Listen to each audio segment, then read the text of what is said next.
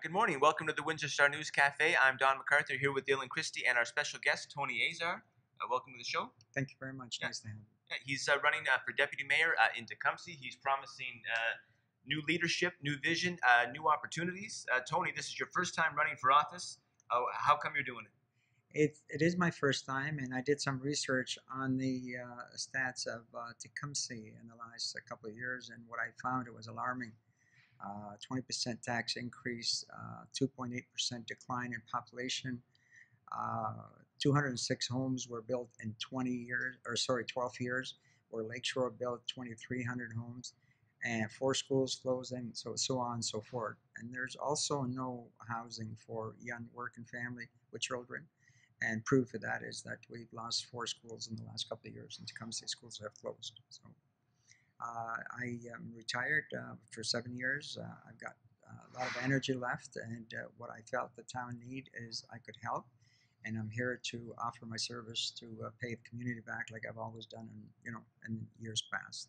Excellent. So, what do you see as some of the solutions to these issues that you? One of the things you call for is holding the line on taxes. You say there's time for growth. What are some of the short-term solutions you'd like to implement? Well, first of all, I think we need to look at the size of government. I think government is too big for what we produce. We could probably, right off the bat, save 2% on taxes by reducing some of the staff that are not needed.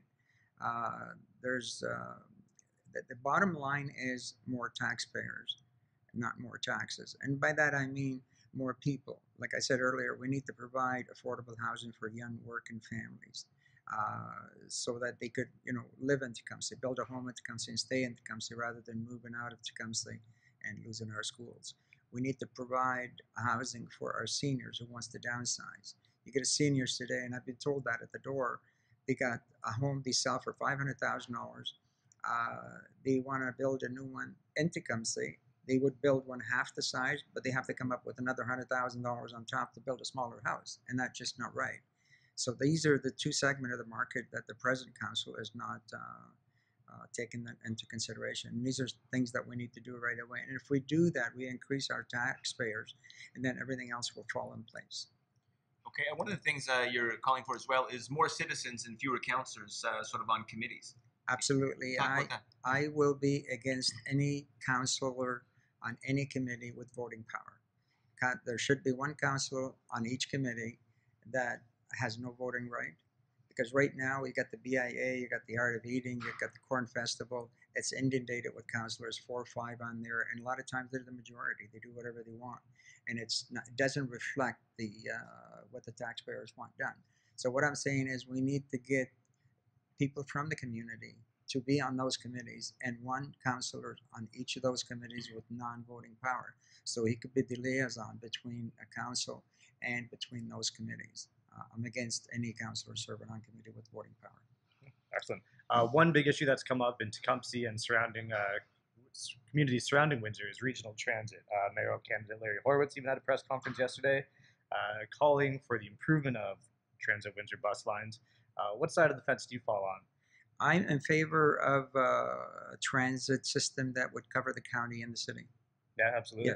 Yes, I would be open to discussing this with the city of Windsor, with the county of Essex, and that's something I think that the whole region need. It should be a region transit system, not Windsor or Tecumseh or any of the municipalities. So with everyone paying their own freight too, is that? Yes. I mean the cost will have to be looked at, and I would think it would be on per kilometers because of the distance in the county rather than the city. But you can't get anything for nothing, and there's a lot of services that the municipality provide that we all know they don't make the municipality any money, but they attract visitors, they attract people into the community, and that's how you make your money back from it. Okay. You're also pitching a youth council out there. What do you hope to achieve with that? Well, the youth council is something that has been talked about, for a long time, and if I'm elected, I will set up a youth council. Youth council is the young people of today are leaders of tomorrow. So you have to get those people involved in the community. And I would have like a council that would be made up of youth, and that would they have the same issues and recommend to council for approval or denial. So they get used to that political system. And hopefully I can get from the people I've talked to at the doors, there's a lot of people interested. A lot of people interested in the youth council. As a matter of fact, it's one of my platform that people like the most. Okay. One of our sales guys here, digital sales guys, Ron Heber, he pigeonholed you before your interview here, asking you about where you come down on the side of McNamara, right? Just in the sense of, even right here on your platform, it's time for change. So you're running for deputy mayor. So does it matter to you if it's Hardcastle or if it's McNamara, if it's status quo for mayor? Can you work with anybody? Do you have a preference? How do you see that shaking down? I have a personal preference, but I would not discuss it. But I'll tell you this: that if McNamara win, I'm working with them.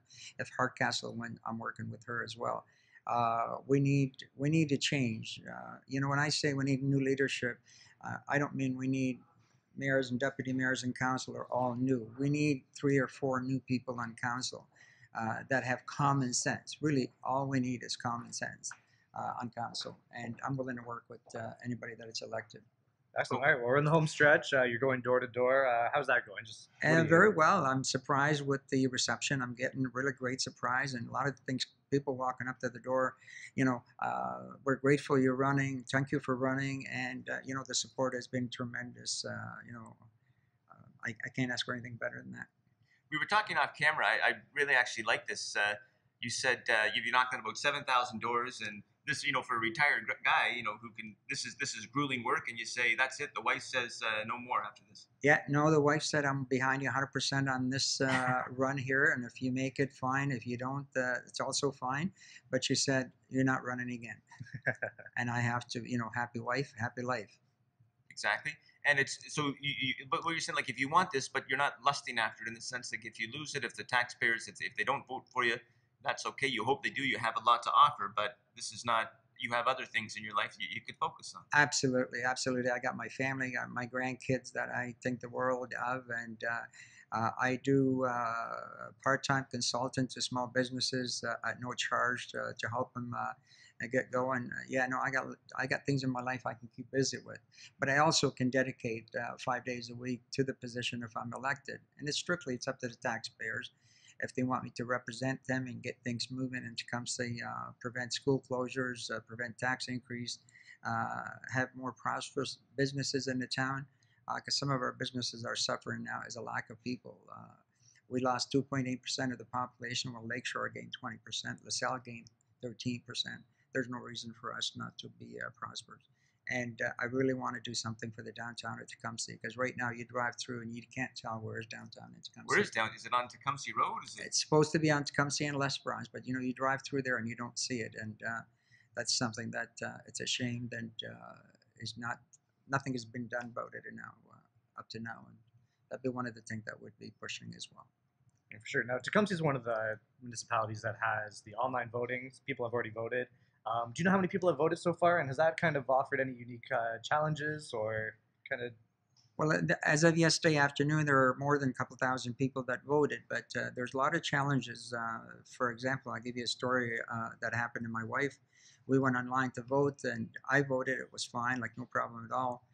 We put in the information for my wife to vote, and she couldn't vote. So we had to go to town hall, and then we found out that her birthday was different. It was the 20th.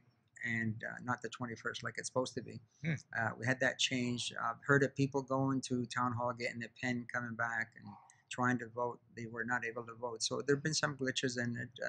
But what I like about it the most, I like the 10-day span, and that gives people a lot of time, and especially a candidate to go back and canvass people that they haven't voted yet. But if I was involved in this decision, I would have left a paper ballot at town hall, because a lot of our seniors are not happy with it. They say to me, tell me who voted for this. They like their paper ballot, and I don't think we should have took it away from them that fast. Maybe eventually we should have phased it off rather than just cut it off at Oh yeah, for sure. Okay. Tony, 30 seconds, any closing remarks, or have we said it all? We said most of it. It's time for a change, in my opinion. New leadership, new vision, new opportunities.